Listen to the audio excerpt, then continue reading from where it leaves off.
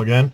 Um, After the last video for the space station, I think it was part 4, and I was going to make that the last one, but I've come across an idea that I'd add some sound to it as well. So I thought I'd shoot an extra video showing the sound module and how it's installed. So I'll shoot a series of sort of edits and edit them together, and then you can see how I tackle this. Now, anyone who's seen my HAL 9000 build will have seen that I built an MP3 player into the back of it, and with the aid of a little speaker, it speaks various HAL phrases that I downloaded off the internet. So what I decided to do, I'm going to do the same thing. This is exactly the same circuit that I used for the HAL 9000, and I got it off eBay. I'll put a link up to it on, in fact, no, sorry, I beg your pardon, it wasn't off eBay, it was off Amazon. They are on eBay, but they're actually more expensive on eBay. So I bought it off Amazon, and I'll put a link up to the Amazon site so you can see if you decide you want to fit one of these yourself. And the main reason I used the Amazon one, apart from the fact that it was cheaper, they're actually stocked in the UK, so it was a sort of next day delivery. And they're made in China, but they're stocked by, I don't know if that'll show up there, this company there in London. I'm assuming they just buy these units in and stick them in a padded envelope. So, and as you can see, it all comes pre-wired, so there's very little to do here. All I've done so far is I've twisted the wires from the battery pack to the feeds, and it's, you know, red to red, black to black, very easy. Everything else is connected. You get a full set of instructions, and you get a USB cable which you can plug into the computer, and you can download MP3 files to this. Now, the reason I've wired it up first is the instructions recommend that you wire it up and just test it, and it's preloaded. If I show you, there's 3 AA batteries in the battery pack. As I say, they've twisted those together, and I mean, if you want a closer look at the circuit board, let's just switch to the other camera. There you go. So it's all pre-made, you don't have to do any soldering, and you could actually get away, if you're not into soldering, you could actually get away with just twisting these, maybe putting a connector block on the wires, and there's no soldering involved at all. But I will solder these, and I'll put a little bit of heat shrink over them just to stop them shorting out against anything. So as I say, this all comes pre-wired. There's a speaker which is there, which is wired to the board. There's a little switch, like a micro switch, and this has got the socket on it here. Turn that round, which takes that big silver lead and plugs into the computer. So I'll move that out of the way for now. I'll switch back to the other camera, and it's got a test piece of music on, but when you come to load yours on, you can erase the music on this first and then load your file on, or files, or whatever you want. So if I press this button, oh, in fact, I need to switch this on first. That's the power on the back. Now press the button.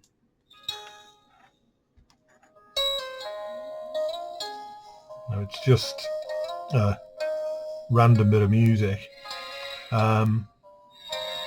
I don't know how the camera's picking this up, but to the ear, it's quite clear. It's quite loud as well. And it just plays this little brief bit of music, and you just know it's working. So I'll switch that off.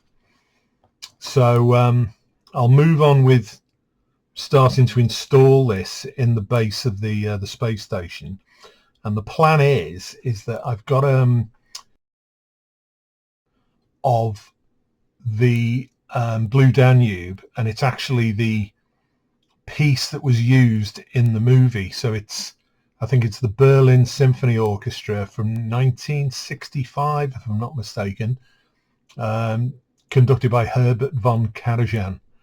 And it's the exact piece, and I've listened to it. I mean, there's quite a few different MP3s of the Blue Danube on line that you can download.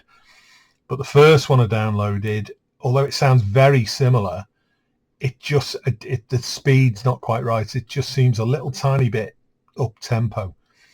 So anyway, I sought out the correct one. So it's technically the one that's on the soundtrack to the movie. And I may have to edit it down slightly. I think the maximum this will take is 8.4 megabytes. And I think the file I've got at the moment is about 10 megabytes.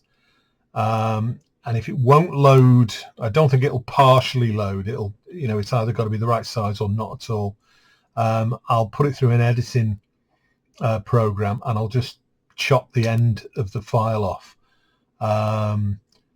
because it's got the entire piece on. So the second half of the piece is the piece that you hear when the Ares is going towards the moon. So all I'm really interested in is this short piece that will play, which is the piece that you hear when the Orion's sort of moving towards the space station to dock. So I'll be back in a second to you, and I'll show you the next stage. So I've downloaded the MP3 into the chip. I found a free bit of software online that allowed me to edit it down so it would fit on this, and I basically cut the end off the sample at the point where, if you watch the movie, you'll see the very end shot of the sort of space station rolling past the camera, and then it switches as the music stops to the scene in the elevator with the seats where Floyd's sort of entering the space station.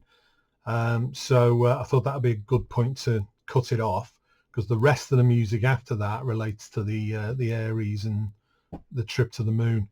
So anyway, so I did that. I've downloaded it into here, and what I found initially was, when I switch it on, if I do this now, you may find that I did a first sort of take of this, and it was distorting on the speaker from the webcam, and I think I mean, it does sound, or when you see what I've done with it, it does sound really good in actuality, but I think the speaker's making it sound a little bit distorted. It's picking up too much sound.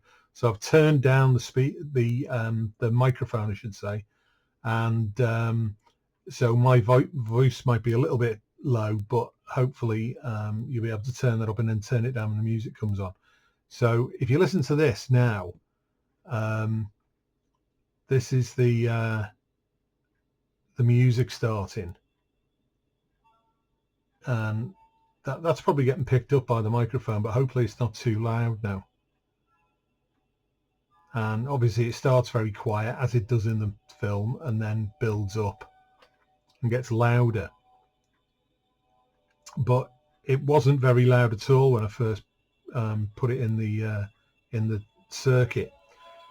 So what I found to get it to this volume was that on this board, I bring the board up a little bit closer, you'll see there's a little sort of screw head there, and that's a variable resistor, and you can actually tweak it with a tiny screwdriver, and that raises and lowers the volume. So it's basically a volume knob. So that improved it slightly. You'll hear it pick up a bit now as the music gets louder.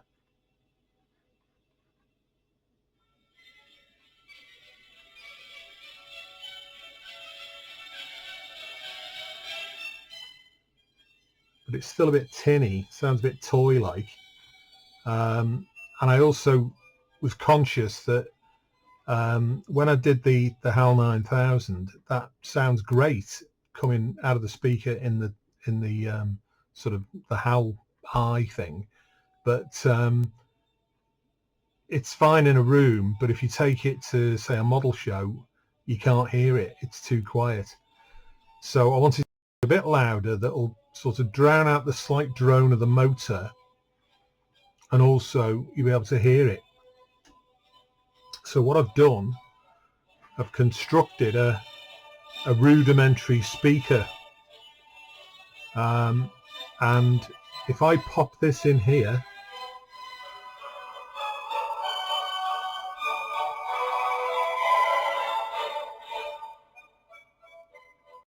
that's not distorting on the camera, which it did before I turned the microphone down, but it sounds great to the, you know, to my ears.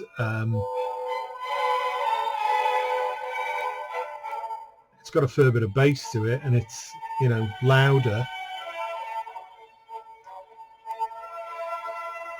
and it's all coming out of the end of this toilet roll here. So let me just knock the sound off. Now basically what I did here, I remembered, I was thinking, how am I going to boost the power of that years ago, and it was basically an experiment we did with a circuit board with a little speaker on, and it was kind of like a transistor radio, and we had a cardboard roll off a carpet, I think it was, bigger than this, and you put the speaker inside and it just boosted the sound of the speaker. So basically the way I made this, it's simply just the inside of a toilet roll, and inside the back end, to narrow the diameter in order to fit the speaker over the top, I used the inside of a roll of electrical tape and glued it into the back of the toilet roll. It was just about the right size, slotted it in, bit of PVA glue, and then I've cut two styrene pieces here, 40mm hole in them, slid them on, and then glued them to a piece of styrene on the bottom. And then I've just added some square stock there to hold the speaker in place. Now I've had it taped on at the moment, but what I'm going to do is, because I don't want to cover the back of the speaker up because it'll stop it working so well, so I'm actually going to, once that's fixed in there, it's going to be held in place by just a sort of strap of plastic across the back of the speaker there, just to keep it still. But before I do that, I'm going to paint this whole thing. This circuit board is going to sit on this little shelf here. Obviously the battery pack will be somewhere alongside it on the base where I can get to it. I might put this on a bit of Velcro actually, so I can lift it off to change the batteries. And the switch itself, I'm going to extend the wires and run it through the you know, the wall of the base where the station's attached to, and out onto the front, so that, you know, I'll have the station running. You can press the button and you'll get the music, and this tube will be pointing sort of to the rear, so you'll get the sort of ambient sound, but it won't be too direct, and hopefully that's going to sound good. As I say, it may not sound as impressive on the microphone from the webcam, but it does sound really, really good in reality. So I'm quite impressed with that. So I'll get to painting this now. I'll give this a coat of paint and then assemble this, extend the wire on that, and then I'll be back with a final look at the station rotating with the music, and we'll see how we go with that. Okay, so the final part, a couple of little bits to touch in still, but it's pretty much together now. What I've done on the back of here, there's two 9-volt battery holders here. One drives the lights, the other one drives the motor, and so I've velcroed the battery pack for the sound module down in front of them, and then I've mounted the cardboard speaker and the circuit board and everything on the back here. So if I just tilt that up a little bit, you can see how that's mounted there. I still need to tidy the wiring up a little bit as well, but I'm pretty much done with this now.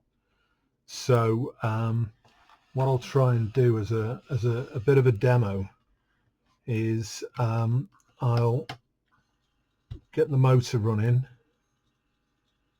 and I'll get the lights lit. Doesn't want to go on, there you go. And I'll make sure the power's on for the sound, and then if I turn it round sort of to face me that way, I'll turn the light off, and then I'll bring the other camera down to point at the front. Let me just change cameras. It's maybe a little bit close, that, but maybe if I sit back a touch. It's going to be a bit shaky because I'm holding this in my hand. But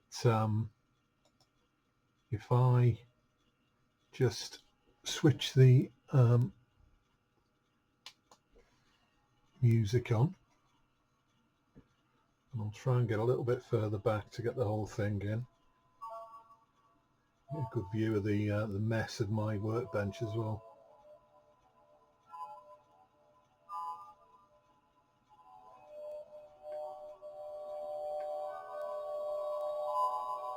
The camera's washing out the colours a little bit, so you can't really see the subtle weathering on it. It kind of just looks like one colour. And again, the volume might come across as a little bit too loud on the webcam,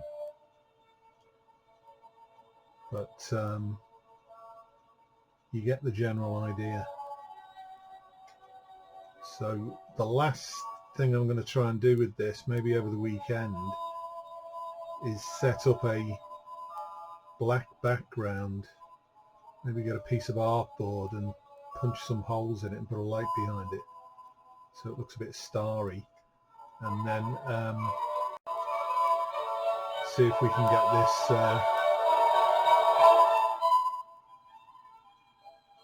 if I had a Steadicam and a background, I could maybe do a little bit of Kubrick maneuvers around the station, but at the moment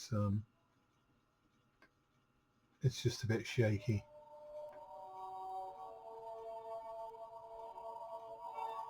But I think the rotation is pretty much spot on to what it needs to be, particularly when you match it to the music as well.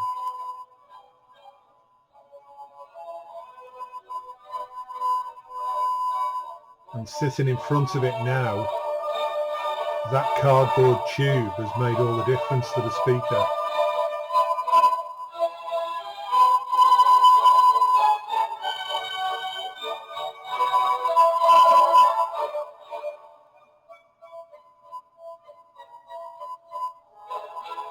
As we zoom in a little bit on the Orion there, it will go into focus. Just about, it is quite tiny.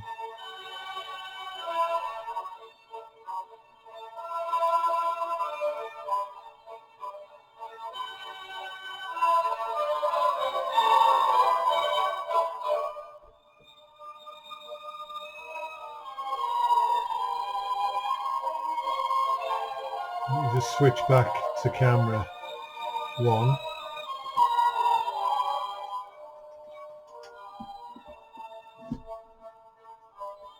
In fact, from that angle it does look a little bit like the movie.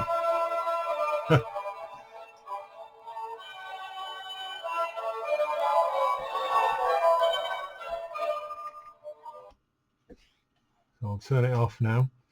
So I'll edit these videos together so it all runs together, and hope you've enjoyed watching this. If you've got any questions, particularly about any of the technical aspects, then I'm more than happy to share with you if you're thinking of doing something like this yourself. And if you want to leave any comments, or obviously subscribe, or like, or whatever you want to do, then that's fine. And next up, before I get back onto the Flower class Corvette, I'm going to finish off the big Orion, so there'll be a sort of, well, not matching Orion because it's much bigger than this, but you'll see that in the next week or two. So as ever, thanks for watching, and I'll see you next time.